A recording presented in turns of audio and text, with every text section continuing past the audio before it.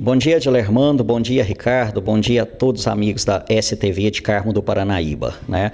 Olha, são muitas mudanças, né, Dilermando, que vem acontecendo do ano passado para cá, né? Algumas importantes, né? Algumas reformas que foram aprovadas no governo Bolsonaro, como a nova Previdência, né? Ali por volta de setembro, outubro do ano passado. Depois tivemos aí o pacote anticrime do ministro Sérgio Moro, a lei da liberdade econômica, que flexibilizou um pouco aí as relações de trabalho, uma tentativa de incentivo à economia, essas liberações de saque de FGTS. O governo já vinha tentando fazer algo pela economia e tentando também cobrir, no caso da nova Previdência, para cobrir o rumbo da Previdência, torná-la autossustentável, né? Tirar o peso dela para o governo e depois tentando algumas atitudes para injetar o pacote anticrime, que é em prol da segurança pública, uma melhoria da segurança pública, enrijecer um pouco a legislação criminal no Brasil e tentativas, né, de melhoria da economia. O governo já percebendo que a economia teria um baixo crescimento no ano de 2019, como teve, né, porque cresceu apenas 1,1%, o governo então tomou atitudes, né, de tentar injetar dinheiro na economia. A liberação dos saques de FGTS foi uma dessas atitudes, né? E o governo fechou um ano com um resultado, em relação à economia, foi um resultado fraco, né? Crescimento de apenas 1,1%. E agora começa o ano de 2020 aí estamos ainda no início do ano com essa bomba, né? Que é a pandemia do coronavírus, que chegou ao Brasil. Havia uma expectativa no começo que talvez não chegasse, mas chegou com tudo, né? O aumento do número de casos acontecendo aí a todo momento, né? E agora parando tudo, né? Agora as medidas aí de contenção para conter o avanço do coronavírus, com fechamento de comércio, de empresas, de órgãos públicos, etc., o isolamento total, todo mundo em casa, né? E isso vai afetar bruscamente a economia brasileira nesse ano de 2020, mesmo que seja passageiro. Mesmo que seja aí um mês, uma vez que o pico da doença está previsto aí para esse mês de abril, né? Estão dizendo que até o final de abril, né? Que vai ser realmente o pico, o aumento gigantesco do número de casos. Deus abençoe que não seja tanto, né? Que o Brasil consiga passar, né, de forma relativamente positiva por esse período difícil, mas mesmo que seja por um mês aí, vai ter reflexos futuros, né, e a previsão já é de que o país não vai crescer nesse ano de 2020, né, é o que realmente a gente acredita que vai acontecer, e algumas medidas jurídicas duras sendo tomadas nesse período, né, Dilermando, como, por exemplo, os decretos a nível de governo federal, estadual, municipal, né, restringindo mesmo o comércio, determinando que se feche tudo, funcionando apenas coisas essenciais, serviços essenciais, né? Doutor, você falando aí nas mudanças que aconteceram, vamos falar, por exemplo, na questão do pacote anticrime do Moro. O que acontece? Quais os pontos que você acha que mais impactou ou que teve realmente sofreu uma grande mudança? Vamos por parte nesse sentido.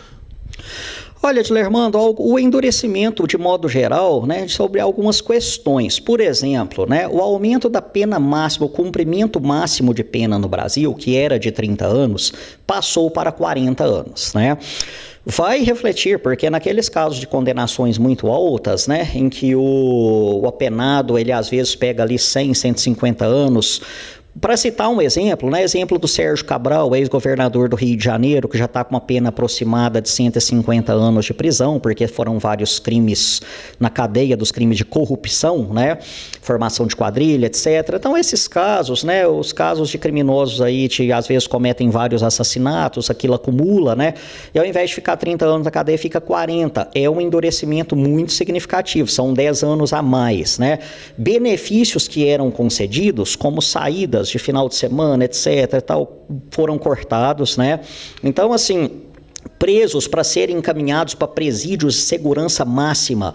Antes ficava no máximo 1 ano, depois para prorrogar isso só por decisão fundamentada do juiz. Agora pode ficar 3 anos direto, sem ter que passar pelo juiz, né?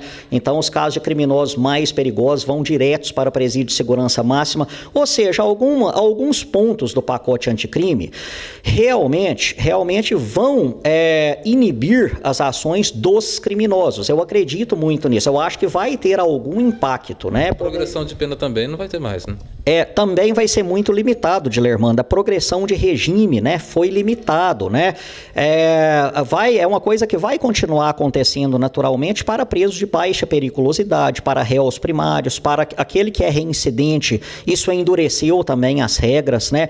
Ou seja, endureceu a legislação penal brasileira, de modo geral, podemos dizer assim, especialmente para criminosos com penas muito altas ou reincidentes, ou com sequência de crimes, né? Então, quer dizer, esses criminosos, realmente, porque são eles, nós temos que lembrar, Dilermando, aí o telespectador pode perguntar, mas por que o foco foram só nesses, só nos bandidos de alta periculosidade? Porque são eles que comandam o crime no Brasil, né? Então, o crime é comandado por eles, né? Porque às vezes você tem, né, um traficante que foi pego a primeira vez e tal, teve uma sentença condenatória, é réu primário, mas ele está trabalhando para aqueles que às vezes estão comandando o crime lá de dentro de presídio de segurança máxima, né? Então, a cadeia vem lá de cima.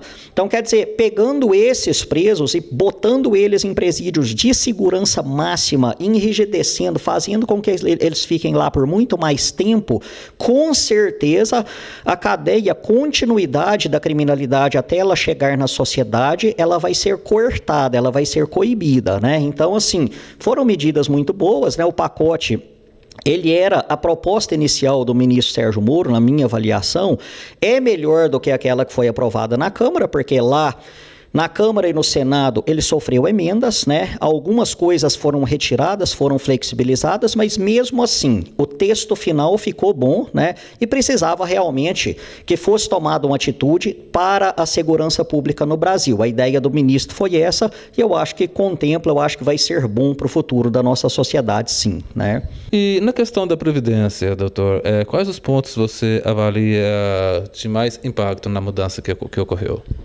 Olha, Dilermando, a mudança, o texto final da reforma da Previdência, ele ficou muito bom, né? Na minha avaliação, melhor até do que o esperado. Por quê? Porque não endureceu tanto as regras para o contribuinte, né? Permaneceu assim, mudou pouco em relação ao que era, né? Aumentou a idade de aposentadoria das mulheres de 60 anos para 62, isso pode ser sim uma mudança significativa, talvez a mais significativa delas, e o aumento do tempo de contribuição para quem começa agora no mercado de trabalho para 20 anos ao invés de 15, né? Isso aí que vai, né, valer mesmo, vai um impacto maior para quem começa agora no mercado de trabalho.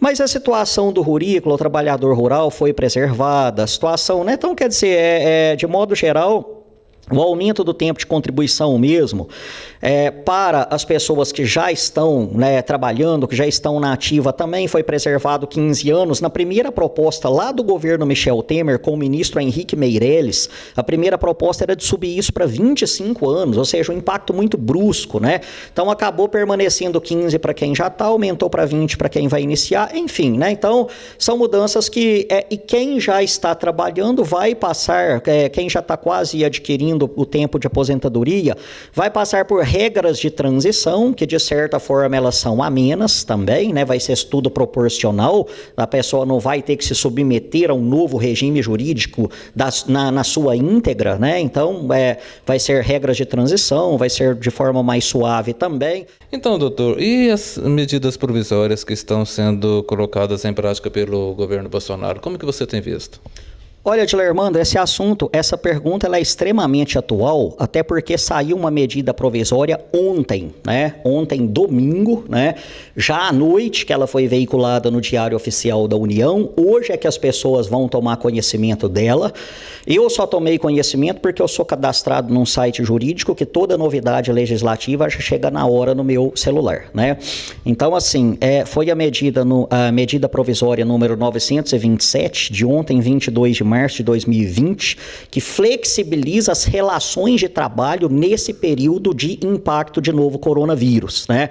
Por exemplo, permitindo aos empregadores o teletrabalho, o home office, né, que é o trabalho em casa, férias coletivas, antecipação de férias, antecipação de feriados, enfim, fazer tudo que ele precisa fazer para que a cadeia produtiva, o empregado depois ele se enquadre na cadeia produtiva da hora que terminar esse período de isolamento de coronavírus e de fechamento das empresas, dos comércios, etc., né? Tá certo, doutor. Queremos agradecer a sua participação no Jornal do Carmo e também os esclarecimentos para aqueles que nos acompanham. Muito obrigado. Eu que agradeço, Tilermano. Estamos sempre à disposição, tá? Nós estamos aí tentando colaborar da melhor forma possível também, né? Com a medida que a gente possa ajudar em qualquer coisa que a gente for chamado, né? Então eu que agradeço, um grande abraço a todos. Fiquem com Deus.